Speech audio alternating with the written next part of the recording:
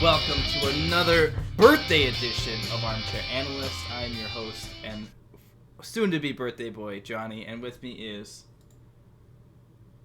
Ace. Hey. Happy Hanukkah. Oh, happy Hanukkah. I mean, happy birthday. I mean, Johnny. It's the same day, man. It's going to be great. It's going to be so fantastic. But no, Total seriousness, we're very excited. This is episode 45. My personal favorite number. No, not. I literally have no attachment. But we're going to do a little bit of an abbreviated show. We already had we've already kind of exhausted our windpipes for today. We were actually did a nice collaboration with the Backseat Banter Podcast. So please check them out. They'll be posting our fun chat a little bit later at BB Pod Official is their Twitter. So give them a follow and check them out. Very, very cool guys. It was a lot of fun. Yeah, lots of NFL talk, but it was. That's all we're good for, really. I mean, at this time of year, like the Badgers have just been cascading into such horrible depths of mediocreness. Like I am so focused on NFL, it is absurd. But we all, I mean, we're getting ahead of ourselves. So, if you're not already, you're hearing this, you like what you hear, you think we're a couple decent folk, you can download us wherever you find your favorite podcast. We will be there. Search Armchair Analysts, give us a follow, share, whatever you can do. We always like to reach some new ears. So, and of course, we're videoing right now. Hi. And there's a cute little dreidel in the video. So, for all of you Hanukkah. Yep. Hence the happy. Yes, we're a day early, but yeah, you can check that out. So, good times.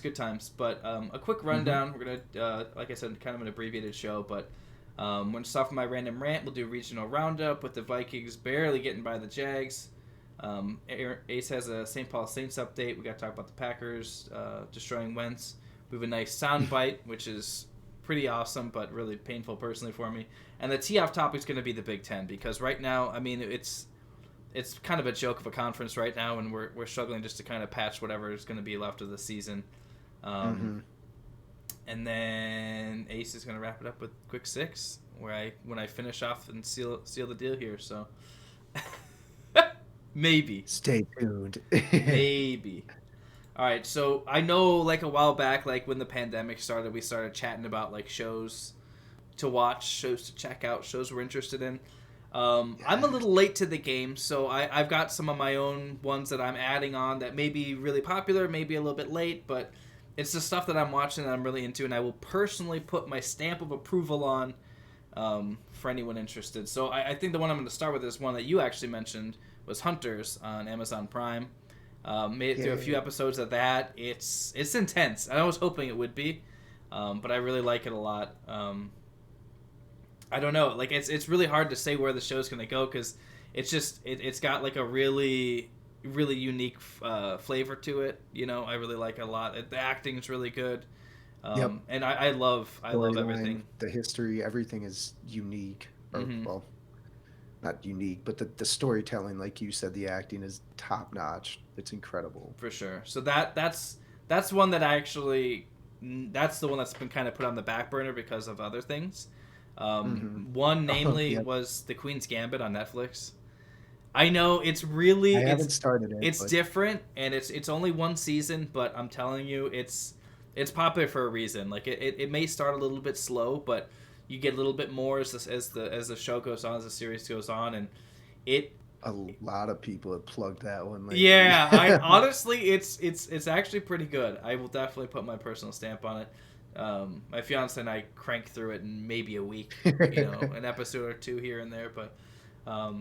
And this one, the season 2 has already ended, but I was an avid fan. Like it started out with me just downloading a couple episodes onto my tablet to watch on the plane when I was traveling. But The Boys on Amazon Prime, I'm pretty superheroed out, but this is like if they were commercialized kind of thing. Like literally like they have like Wonder Woman, Superman, like they literally have ports into the show, but just to see the satirical nature of it, like it's really, I really liked it a lot actually.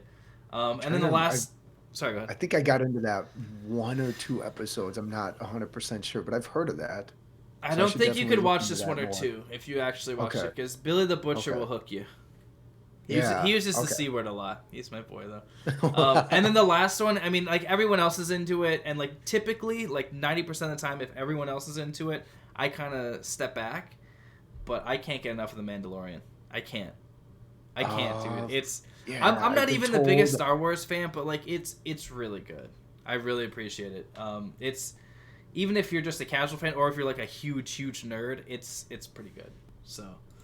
I'm gonna continue that and probably The Boys. I've been told I need to continue start Mandalorian.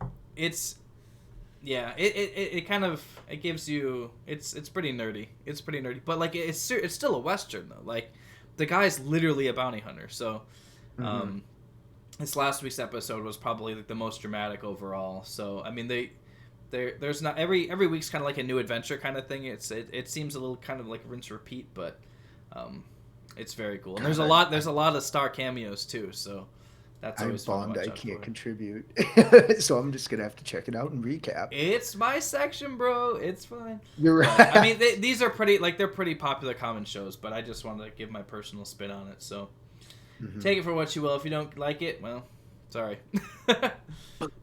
But I need you to tell me how the hell the Jaguars made the Packers and the Vikings work so hard for their wins against them this year. They're a competitive team. They played somewhat hard. A depleted, competitive. What other adjectives? Mike Glennon led. That's all you need to say. And the worst part is, what's his name? Who's the backup now? God. Why can't I think of the backup now? Because you're not a fan of football. Help me out here. Basically, he was healthy. He was healthy. Minshew. Luton? Gardner Minshew was a healthy scratch, more or less. So they really? went with what they thought was the better player to help them win. Well, and frankly, the Vikings came out flat, and thankfully kind of pulled it together in the second half because I think it was like 9-6 at halftime, which is just ridiculous. To come out that flat. Ben Lieber, I'll give a shout out to him because I was listening to some of the radio broadcast at one point, and he had said that Dalvin Cook just looked disinterested at like most of the game. This was like, I think the third quarter, halfway through the third quarter when I remember this. And I get home and sure crap, he definitely on one of the plays late in the fourth came up and just kind of ho-hum sort of look and whatever, not really seemed, even though it was a big play, I thought. And I don't know. MVP though, overall, right? Non-quarterback MVP. We were asleep. Can you say you had a 2-week layover on Turkey at post Thanksgiving? Is that an excuse? No, we came out flat, plain and simple, and so we pulled it together in the second half. But there's no way. Like Dan Bailey missed 2 field goals or extra point and a field goal. One of the two. I know there's 2 extra points missed. I wasn't the game I was watching for the most part. It was mostly a snooze fest, and at least the Lions and Bears game at least held a little bit of intrigue for me. But yeah, I watched probably 60% of it, and I was watching overtime. But they're like, "Well, we're going to take you to the Packers game." I'm like, I appreciate that, but like, I kind of want to see what happens now. But they're. You know what, the Jags for not winning a game in like 2.5 months, they're a super competitive team. So it was nice to see. I mean, obviously it's always nice to see the Vikings almost lose to an awful team, but I mean they're gritty. Let's just say gritty. Gritty, gutty. They're gritty, gutsy. Glennon gutsy team. The 3 G's. But they play hard. That was crazy. But I mean, the hope was okay. So the Bears lost. That's fantastic. The Vikings. I was really hoping for a loss, obviously, because the Vikings are kind of scary now. Like I'm being completely honest, but now that Thielen and Jefferson are both going at the same time, and I mean Cook's obviously dangerous in itself, and the defense apparently can withstand any number of injuries or lack of experience in the NFL, but I don't know. I was kind of worried. I was like, maybe the Eagles, maybe they could do something. I was a little worried, but I mean, defense got 2 games, like I said on the other show.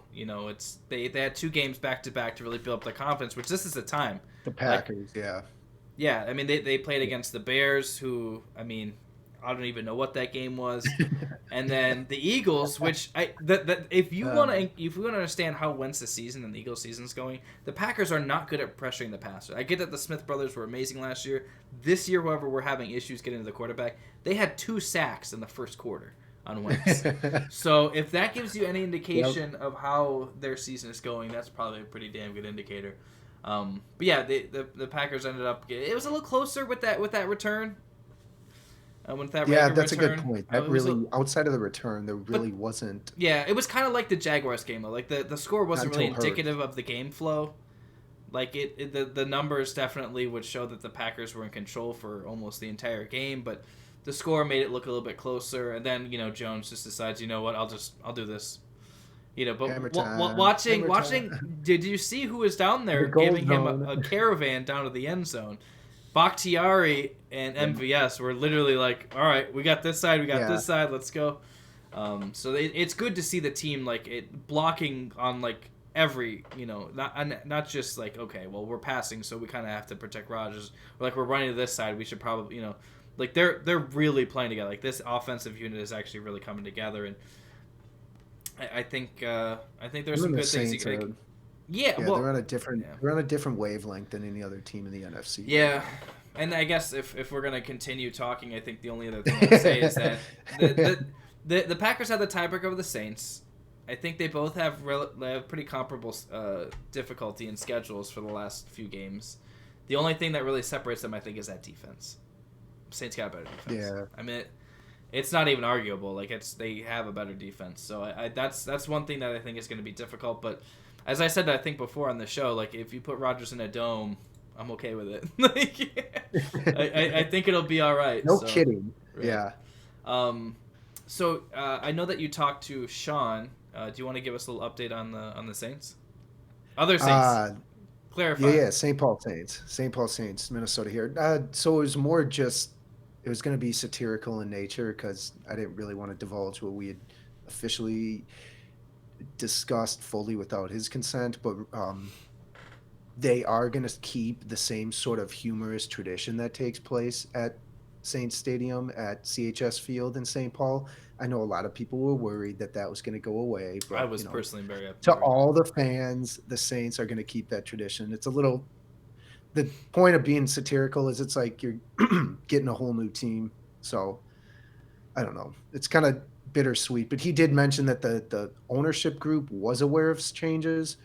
He didn't clarify in the players, but yeah, I don't want to. Yeah, we'll potentially could have him on. It'd be nice to get him on again just for a little bit clarification because I don't even know if he's still going to be employed as the broadcaster. Like I didn't even know how. Yeah. So yeah.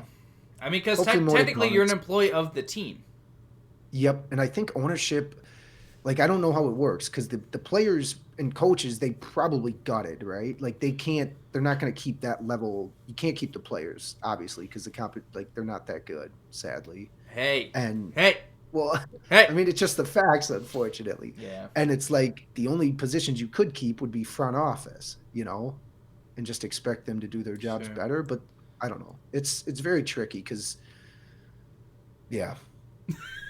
I don't know. Chicky. It's just weird because I don't think it's getting enough talk here, and people don't realize that means the players are gone, and I don't think people really care about that.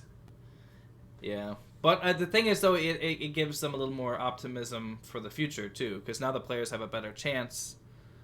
Yeah, that's true. I mean, I'm just going to look for the silver lining. I mean, obviously, it's not the greatest story for you or anyone of a fan of the current team, but it also gives, a little brighter picture for people maybe going forward. So it's always dark. It's always darkest before the light, so. Oh my God, which is I'll be quick, perfect segue for the Minnesota United Football Club. Oh no, it's the opposite. It's the opposite. We've reached the darkness. We're coming back. Right. I hope so. All I'm gonna say is our coach had 3 other subs. What happened? What happened, Ace? We lost. We were up 2-0 with about 70+ minutes left, and they let in 3 goals because we were gassed. Very frustrating because we had an early injury in the first half, like mid 20 minutes, Had to put a sub in. We still had 3 more. Coach refused to use them the entire game. I don't know why that cost us the game, though, clearly, because we were gassed. The end. Damn, that was a quick one. Thank you very much. The only other thing that I know that we wanted to do a little chit chat about is just what happened to Wentz. I mean, as I said, like it's been a pretty crappy season for them. So I mean, I wasn't really sure what to expect, but they kind of just went along with it and did the same thing they've been doing all year long, which is getting absolutely rolled. I was expecting a little bit more of a fight, but when they put in Hurts, I mean, the offense responded. Both sides of the ball were a lot better, I feel.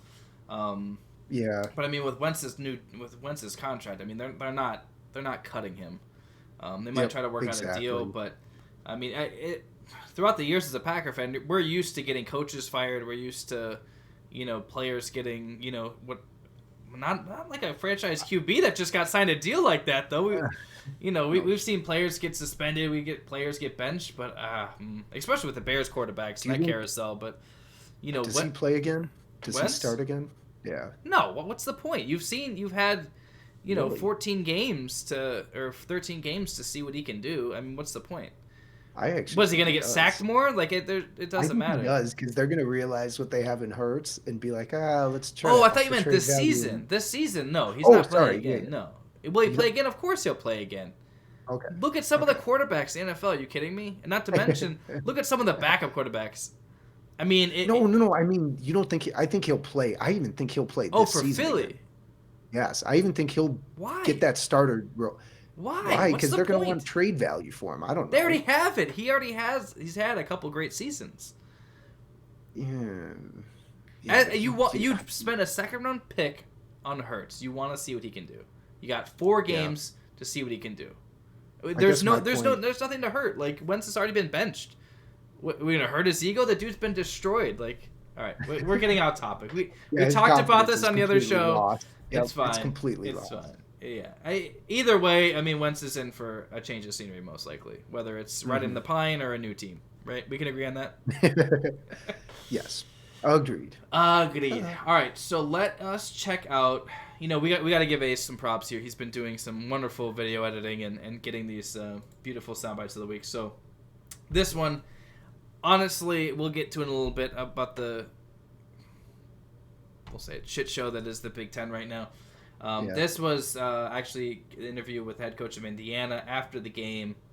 I had already stopped watching at that point, which is very rare. I will watch some brutal beatdowns, but this team just looks so disinterested, but we'll get to that. But here's the interview that Ace clipped up. But Jack Tuttle, he stepped up, played really well. But this football team responded. Recruits, come play for this man, best coach in America. Yeah, I just love this football team. Hey, yeah, man. Right here, let's go. Best coach in the nation right here, man. Let's go.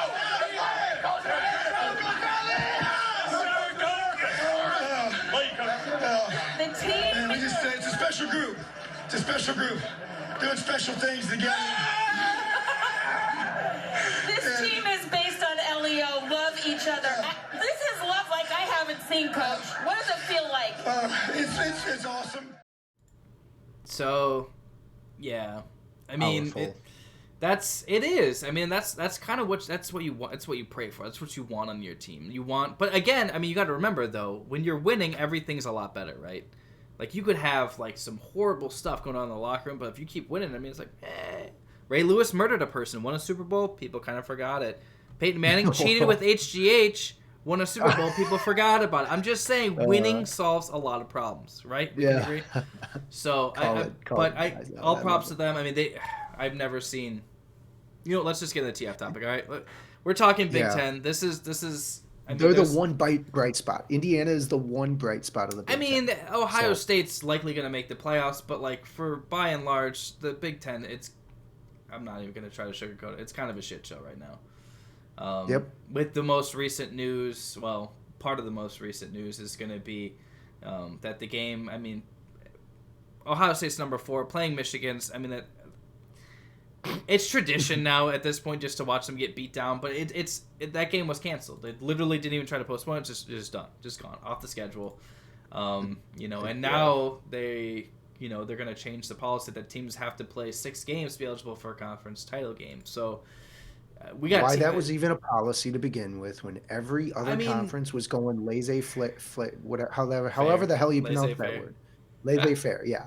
Nobody cared. Like, this was the one year to just kind of go with the flow. And what did the Big Ten do? The opposite. Well, they the whole way though, like before the season even started, they're like, no, we're gonna postpone. Like it's been. Oh wait, we're gonna do a 180 because we were pressured by the president, because we were pressured by the Ohio State's parents. It's just BS. Yeah. So it's difficult just the way this has been mismanaged like the whole way, and now it's like, well. Yep. Even if you wanted the teams to do well, like no one's really doing well. Like let's be honest here. Wisconsin looks like crap. Michigan, I mean, Harbaugh's probably going to get dumped out. MSU is just looking to shelve its former self. Minnesota Gophers, we can't even talk about, as we've alluded to a few times, even if we wanted to. But I mean, the only bright spots: Indiana, Ohio State, and I mean, I would love to say otherwise, but what other teams are there? I mean, is Ohio State really they do this every year. They're not like nothing's. I think Indiana really is the. At the end of the day, though, this is going to be a completely lost season. Oh, 100%. It's unfortunate for the Big Ten for sure. Yeah, but I mean, I'm kind of okay with it. The way this year's going, that game against Indiana, I can't even really talk about it because I've never seen just a lack of general interest. Like you were talking about Dalvin Cook. This was the whole team, like both sides of the ball. Like maybe even like after the first drive, it felt like I don't know what happened. It felt like the whole team just had mono. They're just like lethargic and just like I don't know. It was I haven't seen. That's a real kill. Since like the later McCarthy years, I have not seen a team just give that little effort in an entire game, and that was a very winnable game. It was a very winnable game. So I don't know what's going on, but it seems like now they're trying to get a grasp and try to make this okay. Like we have two teams that might actually do something in bowl games and maybe get into the playoffs. So. But where do they go from here? Because like the Gophers, for instance, I mean, they're going to finish a 6-game. Well, no, they're not going to be bowl eligible because they reduced the bowl games in half this year, right? Yeah, well, that's the thing too. They've been canceling a ton of them. So I mean, this is a week by week thing, man. This is a week by week thing, and this week the Big Ten decided like, hey, there was only going to be 2 teams. Correct. But the Badgers, we can't even get to 6 games before bowl season. Yeah, that's what I was going to say. We literally can't because the season we started later and we missed 3 weeks. So like it ain't. So well, yeah, we didn't even touch upon that whole 3-week thing. How come why was that determined too? I said at the time it seemed really arbitrary, and then when you saw like Trevor Lawrence, like other high profile players, they were back in a week and a half, if that. So I mean, like I said, it's just been mismanaged. And you know what? We can forget this season. He was near the team, too. He was near the team, by the way. Trevor Lawrence was near the team with a mask on when he couldn't play watching. So, Des Bryant. Oh, my gosh. Okay, all right. Abbreviated episode began. My big question is, where does the Big Ten go from here? Because they've had to make various programs. The Gophers, namely, were in a 60-minute special. They had to make budget cuts, and the athletic director really hasn't come out explaining why they chose those programs and why the point is, and obviously it comes down to revenue. The easiest solution is to just cut programs instead of trying to find a different solution. And that's why the people here are upset, because when the 60-minute special came out, Coyle, our athletic director, Mark Coyle, I think his name is, was basically declined comment, of course, which I think in this instance, how globalizing or like how polarizing things have kind of been with what's going on and being able to at least have sports, he had to save face a little bit. And I think overall the Big Ten has really struggled this year, and it's going to continue. So I was curious what you thought the overall skate was like. I think like in general, I mean, because the thing is, it's like obviously you're always going to be vying with like the bigger conferences, right? Like overall, the Big Ten's historically has been very strong. But it's there's not a ton of top end talent. Like sure, maybe they'll have like 5-6 plus teams ranked throughout the year. You have at least like 1 or 2, maybe 3 even in the top 10 we've had in history. But it's like once it comes down to the bowl games, I mean, other than a couple anomaly-ish years, like they typically do pretty bad, right? Mm-hmm. And now with the playoffs being, brought in, it's like, well, the only shot we got is Ohio State, and nobody wants to cheer for Ohio State if you're from the Big Ten. So, And I think like from a national viewpoint, we look like shit. Like just flat, like no, like seriously, like just flat out, like yep. if we were trying to like we're like the middle child here, right? Like we want to be noticed by mommy and daddy. Well, we just got F's on our report card. We're grounded. Like it. No, so it's mommy and daddy don't want those on the fridge. We're not allowed to leave the house until next season, basically. I mean, a weird analogy, I get it, but like that's kind of how it feels. Like we're struggling, to. You have a national audience, but it's not the same. The SEC is gonna whip us, the ACC is gonna whip us, but like you hope that just because of the schools are pretty stretched out too. So you think that you can garner like more attention, but not when you do stuff like this. So I kind of with you, like throw this season out, let's rinse repeat and try again next year. But it's funny because we both and everyone, you're not naive to the fact that football is the largest revenue generator for across any university. I'm all about diversity and equality, so, but yeah, there's without a doubt.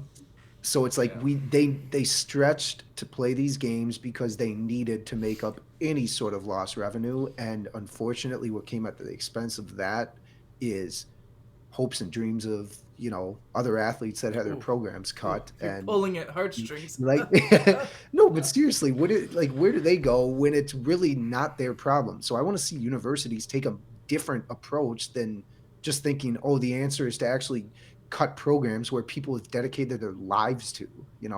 They don't understand that because they're too quick to just. He's getting feisty. He's getting feisty.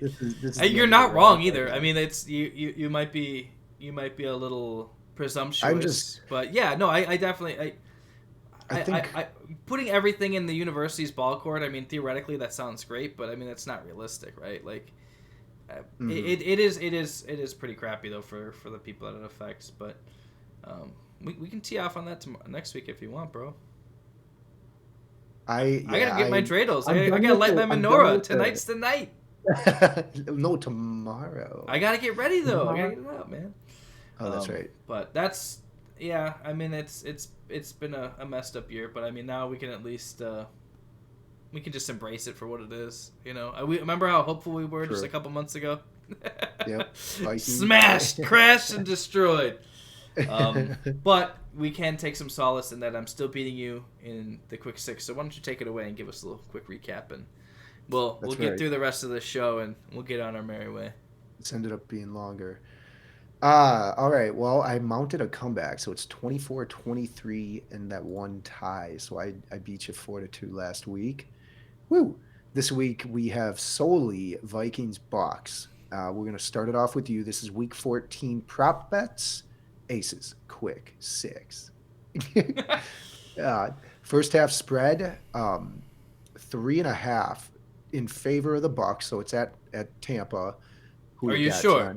Are you sure? Yes, yeah, I am confident this time.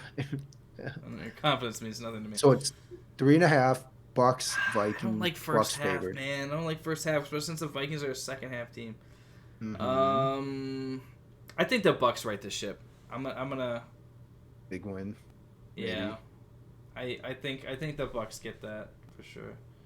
Because they're 7-5, man. Like they kind of have to at some point. Like it's basically playoff time. Like they're actually fighting for a playoff spot now. So yeah. I think next one. Over under Vikings 23.5. I'm gonna say over. I think a lot of people think that this is gonna be somewhat of a cakewalk game. I think it's going to be more competitive than people think. You have to say that. It's a Vikings fan. Right. Tune in. Over under Bucks 29.5 this week. All right. So watching them go tit for tat against KC and maybe 2 awkward plays and 1 poor coaching decision away from winning that game, I think that they can cover that for sure. I'll take the over. Yeah. I mean, the offense, and even the defense. I mean, the defense is capable of scoring too. So, I don't know. Yeah, that's true. I think 30 is attainable. And this would be a game Cousins throws a pick, Out of his pretty little dome? Of course it is. No, I'm kidding. I'm kidding, Vikes fan. No. All right, number 4, odd even total points. This is kind of an odd one, but I'm getting sick of these stupid prop bets, so I'm going to have to find another site. Oh, so same. What? What's I'm saying even. Even? I'm saying even. Number 5, race to 10. Who do you think's got that first, Bucks or Vikings? Yeah, I think I'm just gonna fade everything you say. I think I'm gonna go Bucks too. All right, cool. Fade Bucks. Vikings.